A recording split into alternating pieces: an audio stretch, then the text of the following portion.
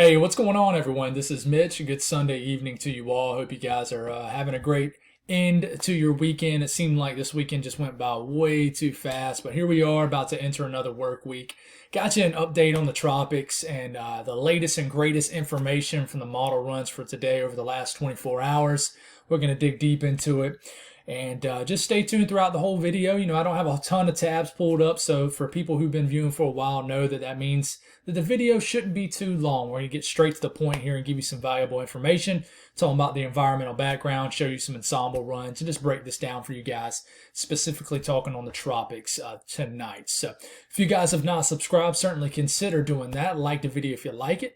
Appreciate the support, I really do. Picked up a kind of an uptick in growth over the last week, and I really appreciate it. It's kind of rejuvenated me, and definitely ready for some busier times. So I really appreciate you guys. If you guys got anything that I can pray over, please put it in the comments below. I pray over them every morning. Sometimes I'll stop right then and there after reading the comments and I'll pray over them, but a lot of times I'll wait till I have some quiet time in the mornings. And definitely pray over your prayer requests. So definitely continue to do that so I can pray over it and so other people can do so too. So let's get rocking and rolling here. So right now we got a 2 p.m. update. So there'll be another update by the time some of you folks watch this. It'll be your 8 p.m. update. Comes out in, 6-hour intervals when there's not a lot going on. When there is a storm to talk about, they normally do it in about 3-hour intervals. But anyways, besides that, there's a 20% chance with this first wave. Remember, we've been talking a lot on 2 different waves. Well, now you can kind of discuss 3 different areas, and I'm not talking about the Caribbean either. I really think there's going to be a wave train that really comes off North Africa. I really do. It just depends on if they sustain activity, and that'll be a big topic in this video. But right now, a 20% chance for this first wave to make it. I can tell you, it is going to get whiplashed by what we call wave breaking or a TUT, T-U-T-T, basically shear. When we've talked about it before, shear really hurts these tropical systems. We'll talk about that a little bit deeper. But 20% chance to survive in the next 5 days. So let's take a look at the Euro. Let's break down the Euro. Then we'll talk about the 12Z GFS, and then we'll try to take a look at the 18Z GFS, which is running. I tried to wait till it ran its entire run model, but I just didn't have the patience to do that. But here we go. The European model will start us off around Monday morning. Here comes our wave. You notice you're not seeing a whole lot out here. We get into Tuesday. We're getting into Wednesday. We're getting into Thursday morning. We'll stop it here. You notice, there's not a whole lot going out here, Mitch, going on out here. Well, there's really not. You got another wave starting to enter off North Africa. You still got the remnants of this wave. And we keep this rolling here. And here comes the second wave right here. Even though you don't see much of a second wave, you still got the first wave as we're getting into our Friday morning, August the 26th. If you're wondering what time frame we're at, I know that has been one of the biggest complaints since doing YouTube, is trying to reiterate the time. Just look up here. I know it's kind of small on your phone screens, maybe your TV screens, but Friday 15Z I know doesn't mean a whole lot to a lot of people, but that is equivalent depending on where you're at. Just think of that as around Friday morning. So that's why I always never say exact hours. I always say early morning, mid-morning, late morning, early afternoon, midday. I always break it up like that, evening. But anyways, that doesn't mean a whole lot with this video. So we'll keep this rolling here. We're getting into the weekend, getting into Saturday morning. And then, the first wave is pretty much gone. It gets eaten up by dry air, but there's a second wave right here. And stick with me. We're going to break down the GFS too, because a lot of people are wondering what's up with all these crazy graphics I'm seeing. I'm seeing these graphics of these hurricanes in the Gulf of Mexico. I saw this picture of these dual hurricanes, one on the east side of Florida and one on the west side of Florida. Those are the posts that should not be posted. But that's what's been showing up on the crazy GFS. It's just all over the place. But the European, which I think is the more reliable thing to look at, and its ensembles, is sometimes very conservative, but a lot of times rightfully so. But we keep this rolling here, and it redevelops that first wave. There's still remnants of it, and it tries to reinitialize this first wave. So I think conditions right now into the medium term are not favorable. The medium term being this area right here. But I think the Southwest Atlantic, if these waves can survive, have a chance to redevelop in this area right here, or maybe this area right here. But there is definitely environmental issues right here that really dampen these chances of these tropical systems. So this first wave tries to get going, and then at the end of the Euro run, which is 9 to 10 days out, you got this first wave, which is still trying to go, but still getting affected by dry air. And then you now have a third wave behind this that has strong ensemble support for it, very strong ensemble support. And I'll show you that here in a second. So let's take a look at the GFS. The GFS, and let's just go on and kind of fast forward this. We're getting into around Friday morning. Here's the first wave. Here's the second wave. Here's the third wave. The first wave gets eaten up by this shear right in here in this dry air.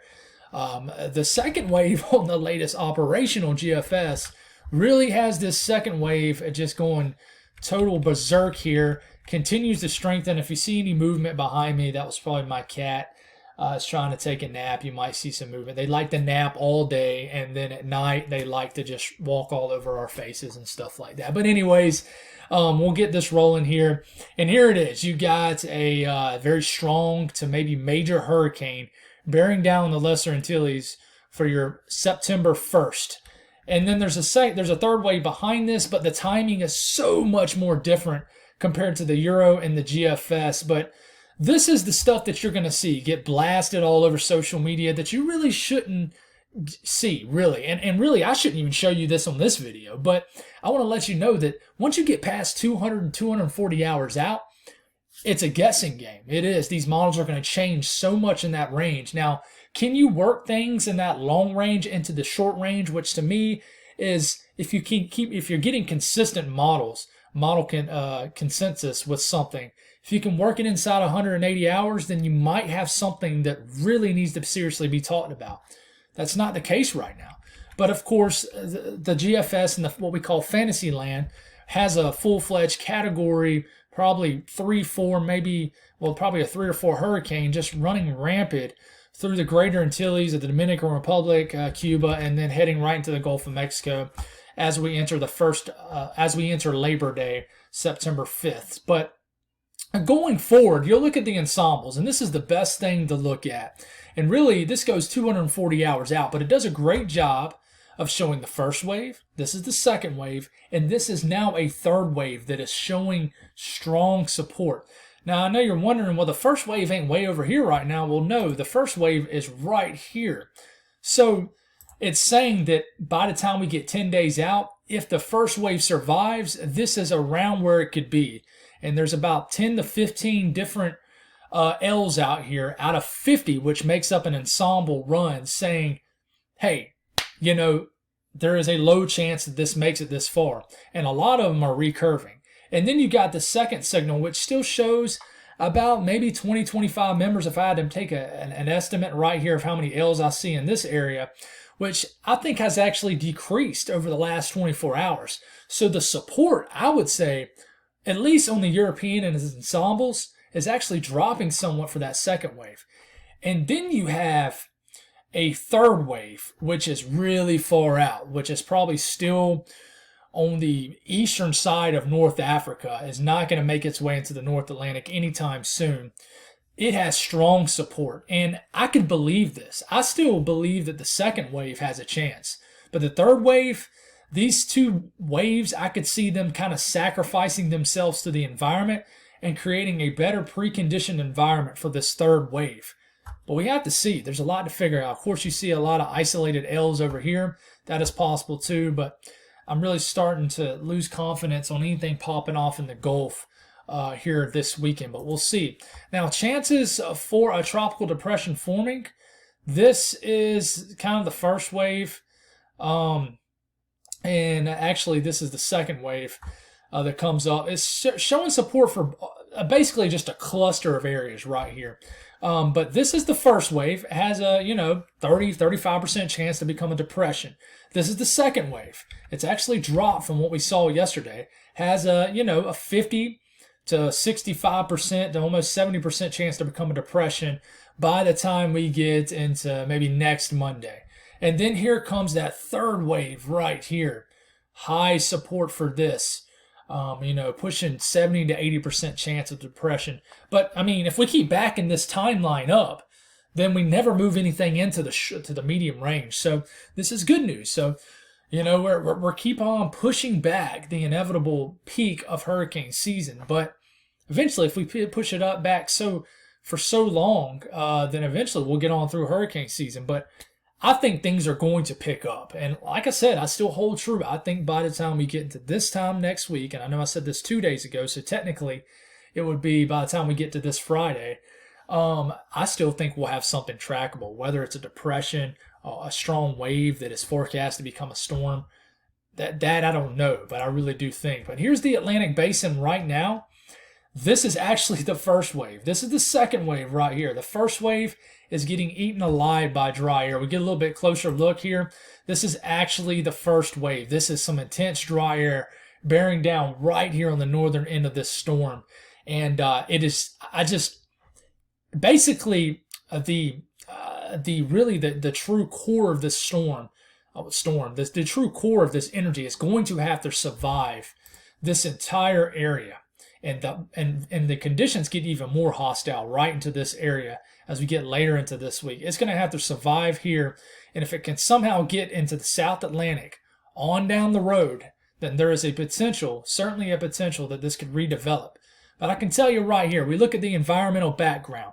This is 200 millibar wind streams here. This is about 40,000 feet up in the atmosphere. So basically these more intense colors you see, these blues, yellows, that is a stronger shear. And we'll actually show you shear here in a second. But this is what we call a tut feature. It comes down, delivers dry air, and a lot of vertical shear. And this is the European. This is the area where these waves want to ride right here. So the first wave gets into right here, the second wave right into here. But as we're moving here in time, this tut actually comes down. Another thing we call this is a wave breaker, and it literally breaks these tropical waves. It just breaks them in half, and they just do not survive. This comes down, tries to pinch off, creates a lot of shear right in the path of these tropical systems, comes down and basically whiplashes these tropical systems and prevents any significant development. So my idea is right in this area right here, the central main development region, which is right here, I think is just a graveyard for tropical systems. But if they can survive this graveyard, I think they get into the South Atlantic and the conditions get much more favorable, and also in the Caribbean. And I think that's why you're seeing all these doomsday scenarios by the long range GFS. And I'm telling you, I mean, everything's going for these tropical systems. The sea surface temperatures are rising. They're somewhat favorable out here, but certainly not super favorable. Sea surface temperatures are rising. We're about to enter a much more favorable phase over the next few weeks, where rising air is much more favored in the tropical Atlantic. And then 3, the biggest out of all, we're climatology favored here with the peak of hurricane season coming up. But the thing that has just been breaking the literal back of these tropical systems is this wave breaking right here, and this shear, this vertical shear, it comes down. This is, over 50 knots of shear, comes down, whiplashes, and gets in the path of what we call the main development region, the tropical Atlantic, gets in and really interferes with the development of these tropical systems. And this does this right here. I mean, it comes down and really tries to shred the core of these tropical waves. But if they survive and they can get into this area, the conditions get a little bit more favorable. And this tut feature right here tries to pinch off. And then maybe, these first couple waves might interfere with the tut interaction, and then creates a much more favorable environment for maybe another wave on down the road. But it's a big question. So what we can look at here, and this is what I'm about to show you, this will be new data for me. It looks like the newest GFS is 234 hours out. And I can already tell you the GFS is much more weaker. And I think it does a great job of showing it here. This is actually, the first wave doesn't survive. This is actually the second wave. We're getting into about Monday morning, next Monday morning, August 29th, the last Monday of August. And check it out. It has a struggling wave interacting with probably this tut feature. And it's trying to make it into the Lesser Antilles. But you look at the run prior to this, bang, you already have a major hurricane at this point. Now look at the latest GFS, the same time frame, just one run later. Doesn't even have a tropical storm. The run prior, major hurricane. This run, barely even a tropical storm, if one. That tells you right here that the environmental background out here is not very favorable. But if these systems can survive this area right here and make it into this area right over here, the Caribbean, the Southwest Atlantic, then I think they have a chance. But that is a long, long, long way out, guys. So that's all I got. It's going to be an interesting next couple of weeks. I'm telling you, I really think it is. And but that's all I got, guys. God bless. Hope you guys have a great ending to your weekend, and I'll have you an update in the morning.